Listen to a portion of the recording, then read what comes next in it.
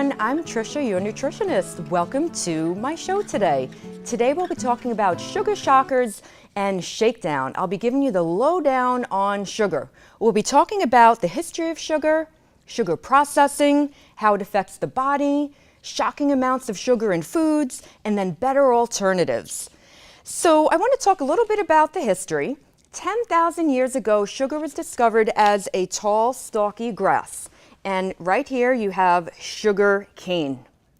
And about 500 BC, in India, they figured out how to get the juice from inside the cane and turn it into the sugar that we know today. So the knowledge of making sugar spread throughout the Middle East and then into Europe. And in Europe, people enjoyed it as a luxury product. So basically, it was the noble and the royal that were really enjoying the product. It was also used as a medicine. In the 1400s, Christopher Columbus brought it over to the Caribbean, where it grew well in that climate. And then in the 1700s, a German scientist figured out how to make sugar from the sugar beet. So now we can make it from the cane and also from a sugar beet. And the sugar beet could be grown in more temperate climates like North America. And this is where I think the problem started in the 1700s, because now that we could also make the sugar from the sugar beet, sugar really exploded. And now people that weren't rich could also afford sugary products. So let's do the first sugar shocker of the day.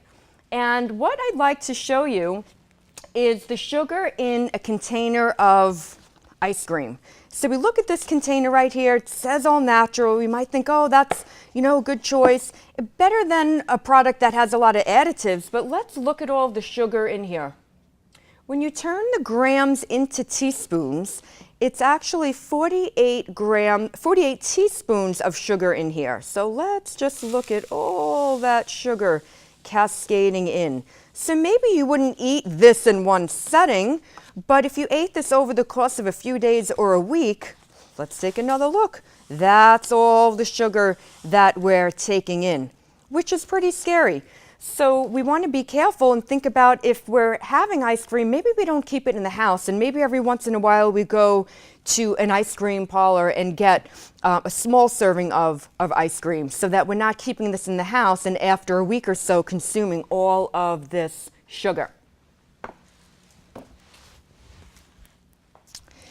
So let's chat a little bit about the processing of sugar.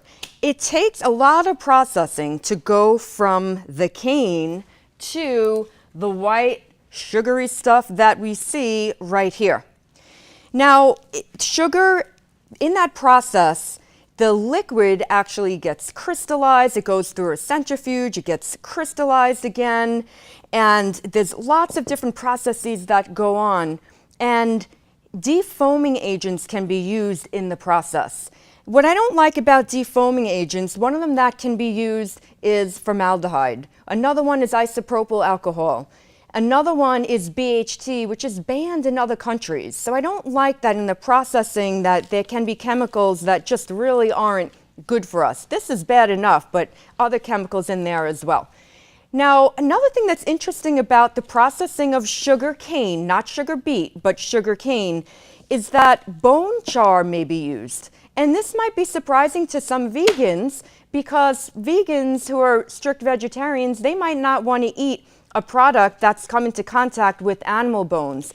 And bone char is used to decolorize the sugar, so to get it to this white color and to take out some of that brown that's in there. Now, if you buy sugar that's made from sugar beets, the sugar beet sugar doesn't use bone char, but it's hard to figure that out. So you can go to PETA for more information about that to see. But now the problem is, if we say, all right, we don't want the bone char, so we want sugar made from sugar beets, well, 95% of the U.S. crop is genetically modified, the U.S. sugar beet crop. So we want to stay away from genetically modified foods, and that's a whole other show. But just know that much of the sugar that we eat is genetically modified. All right, so let's move on and talk about the names of sweeteners that you might see in the label. So one of the things you might want to look for is OSE, like glucose, maltose, dextrose. OSE indicates that it's a sugar. Also, if you see the word syrup. Now, you know honey, maple syrup, you know the high fructose corn syrup. These are things that we want to avoid. And then if we want to do some sugar in the diet, that's when I would say a little bit of honey or a little bit of maple syrup. The natural sweeteners would be okay, but it's all of these other sweeteners we want to be really careful with. They're very processed, and we want to limit the sugar in the diet. Now, I want to just go over to the food label because there's a new food label that's being rolled in. You might have seen it, you might not have seen it, but this is the new food label right here. And what might stand out is that calories are now in bold. But I want to point out that they now tell us about added sugar. So you'll see the added sugar grams. Now, and that's right over here.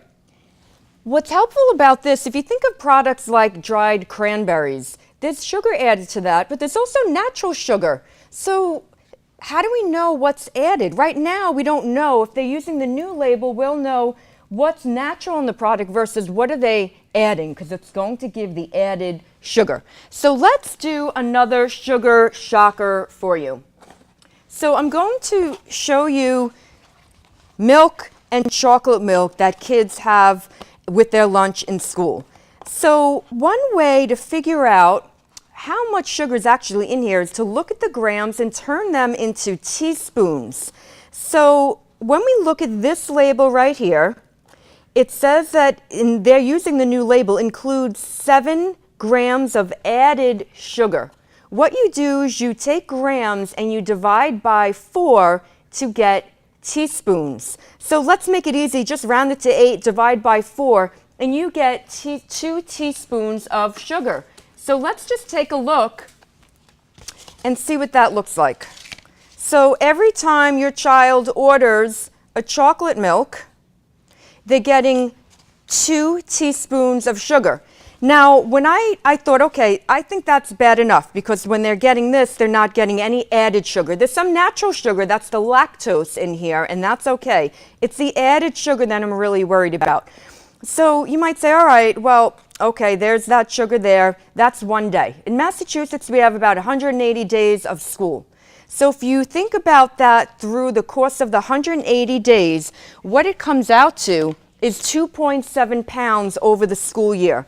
So your child, just by drinking the chocolate milk over the school year, they would have eaten more than one of these. This is a 2-pound box. So they would have eaten this whole 2-pound box plus a little bit more. And we really don't want to do that to our children. So think about chocolate milk is maybe on special occasions, but it's not an everyday type of food. All right, so let's move on and chat about sugar and addiction. So sugar activates the same region of the brain as cocaine and other addictive substances. And if you look at it, it looks like an addictive substance, and it is. What I find as a nutritionist is that some people are more sensitive than others to sugar. It's just like if you know an alcoholic. Not everyone's an alcoholic. Well, I find that with sugar, some people are very sensitive and they want more and more of it to get the same desired effect. And that's a symptom of substance dependency. So we really want to be careful and try to limit the sugar in the diet. So what are the limits anyway? Well, I taught you how to take grams and turn them into teaspoons. Remember, you divide by 4. Well, the American Heart Association says that the limit for women should be 6 teaspoons a day, and the limit for men should be 9 teaspoons a day. So 6 and 9. Now, as a nutritionist, I think that should be the max. We shouldn't aim for 6. That should be the max a day. Can you get away with 2 a day or none? I think the less we can do, the better off that we are. Now, going back to if you do sugar, I mentioned honey and maple syrup. If you're doing maple syrup, try to get local maple syrup. Think about, can I drive up to that tree? In Massachusetts, we're really lucky that we could get local syrup from the area and also from Vermont and New Hampshire. Now, with honey, you want to think about getting honey from the local area as well. So where are those bees closest to where you live? And the reason is that there may be some immune benefits to honey. I'm saying may because there's really not a lot of evidence out there, but some people are buying Manuka honey from New Zealand, and that's also getting a lot of attention now, that may be helpful for the immune system. But you want to think about local honey because the bees are around the plants in the area that you're around. So let's talk a little bit more about sugar and how it affects the body. So sugar, an interesting study found that countries with the higher sugar intake also have a higher rate of depression. They also found that countries that have more sugar available on the market have more diabetes. And we in the US, we're the #1 sugar consuming nation in the world. So pretty scary stuff. So let's talk about from head to toe how sugar can affect the body. So one of the things that I want to show you is a can of soda. And because that was used in a study I'm about to share with you. But in 1 can of soda, this is how much sugar we have. Now, if you think about it, would you ever put this much in a tea or a coffee? Probably not. But they are putting this into, and it doesn't have to be this, it's any can of a sugary product like a lemonade. This could be a Dr. Pepper, a Pepsi.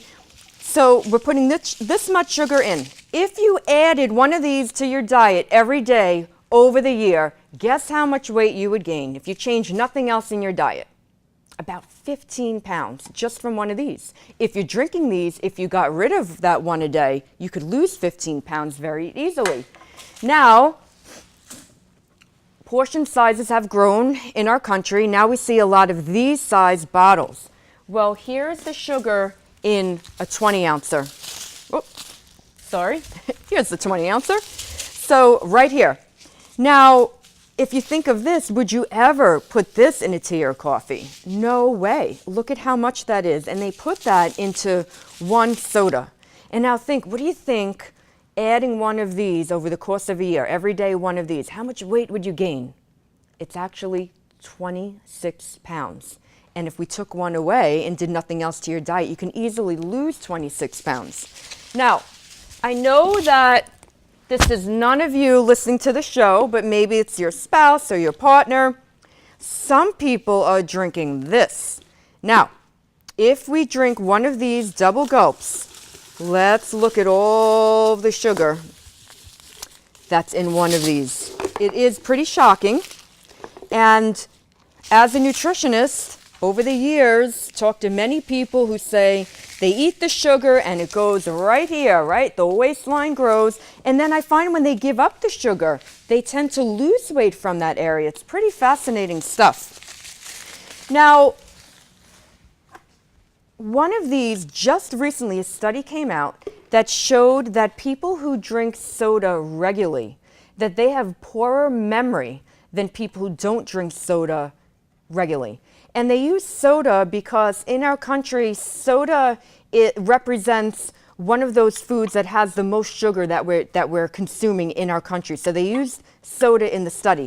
So they found that you have poor memory if you drink soda frequently. They also found that literally the volume of the brain is less, particularly the hippocampus of the brain, and that's the area responsible for memory. So really not good for memory. And then I get the question, well, what about this kind of stuff? So we're going to talk more about this in just a little bit, but also just recently what came out is that Diet Coke, or I should say diet sodas, are associated with stroke and dementia. So really not good for the head. So where else is sugar working against us? Well, tooth decay. Where else? So we travel down the body and we think about our waistline. So it can lead to too much sugar, obesity. There's a direct link to diabetes. Also, what we want to be concerned about is the metabolic syndrome, which is a pre-diabetes, pre-heart disease type of state. And then too much sugar in the diet can increase your blood pressure, your triglycerides, and it can decrease the HDL, which is the healthy cholesterol. So we want to be really careful. That HDL, the healthy cholesterol number, we want to be a bit higher, and sugar lowers that. So it affects the heart. And then we think about, where else does it affect the body? Well, it can also lead to gout, which can be really problematic. So we want to really work on decreasing the sugar in the diet. And let me just show you one of the alternatives to having a sugary snack. So these are dry roasted edamame, and edamame, that's soybeans. And what I like, Stop and Shop has these that come in convenient 8 little packets in a box. They also have them in a bag that you can get in many stores. Sea Point Farms is the brand. It's a 100-calorie snack, which is really decent. Now, you compare this and you look at a snack like Oreos, and 160 calories for 3 cookies. And now let's just look at the sugar in those 3 cookies. So 3 cookies, and we have 14 grams of sugar. So let's round it up to 16 just to keep it easy. The math, divide by, do you remember the number? It's 4. So we divide by 4, and now we take that, again, 16 divided by 4, we get 4. So it's 1, 2, 3, 4. So 4 teaspoons in the 3 Oreo cookies. And then you have a snack like this. It's 100 calories. It's very filling. And there's no added sugar to this. And another nice thing about these, if you look at the label here, you see for fiber that it's 24% fiber. When you look at the percentage daily value, 20% or more of percentage daily value indicates there's a high amount. So there's a high amount of fiber. What a great snack to be getting in. Now, another thing that I want to chat about are sugar alcohols.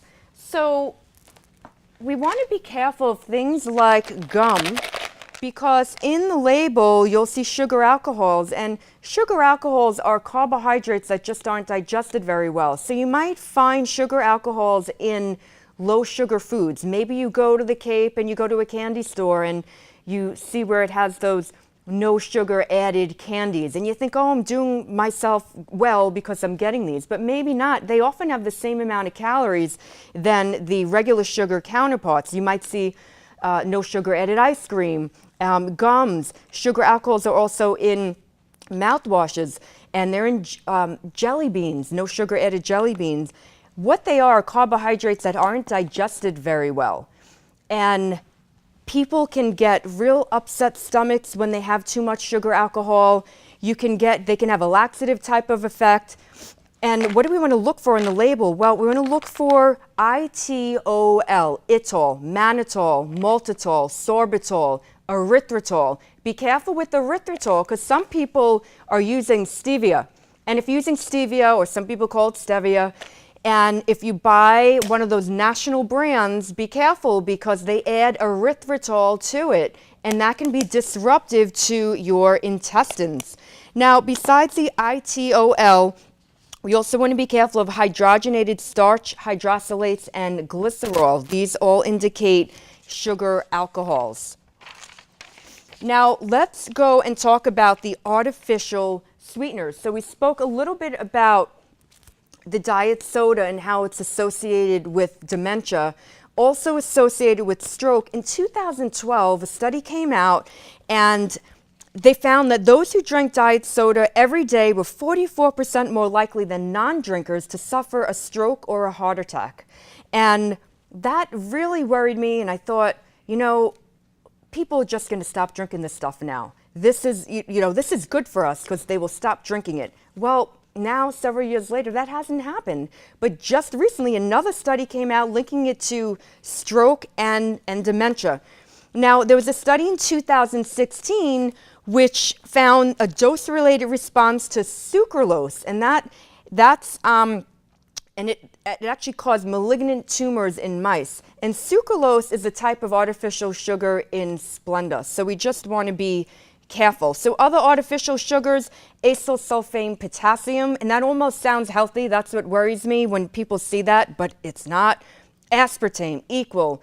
Neotame you don't see as much, but it's another one that's approved for use. Saccharin, sweet and low, and then again that's sucralose.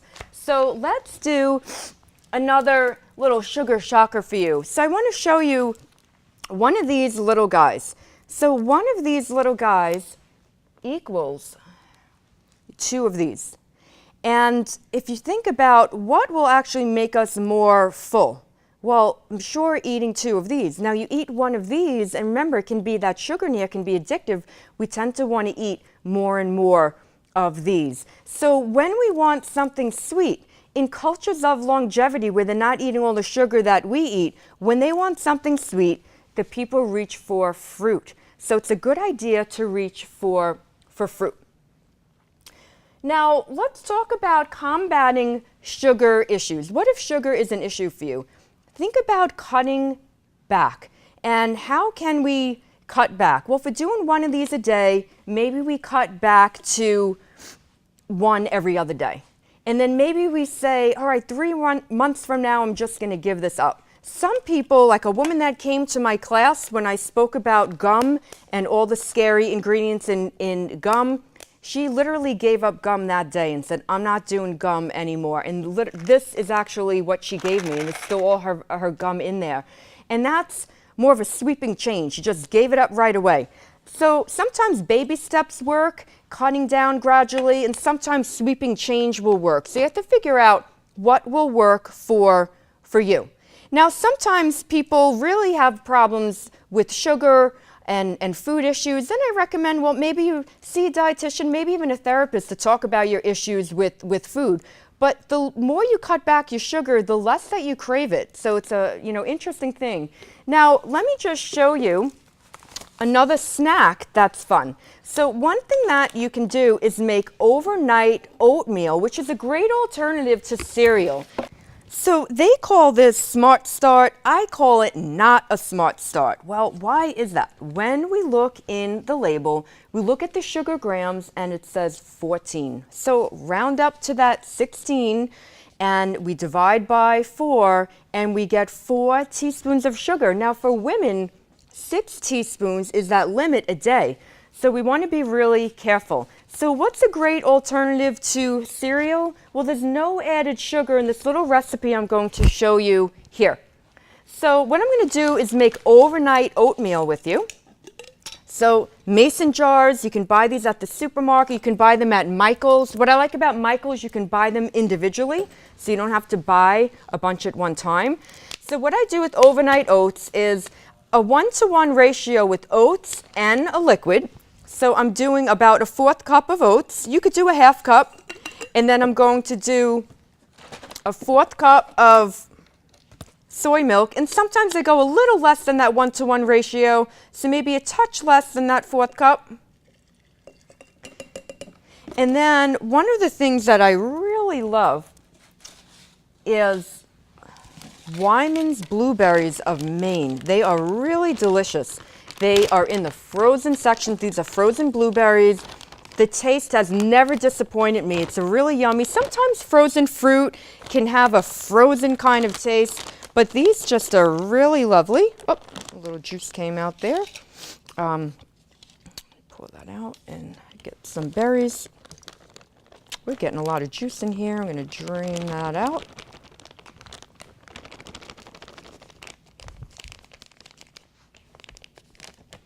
All right, and let me drain out that juice.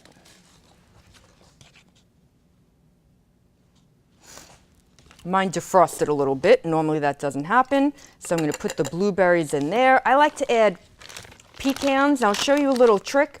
A knuckleful of nuts is about 45 calories. So you have a built-in measuring device for your nuts. So 1, 2, 3, about 4 pecans fit into my knuckles. So 4 pecans, 45 calories. Maybe I would do 8 or 10, but we're going to do 4 right here. I like to break them up a little bit. Whoops. Oh, get that out of your way. And then what I do is I close the jar, I shake it up, and then I put it in the refrigerator overnight.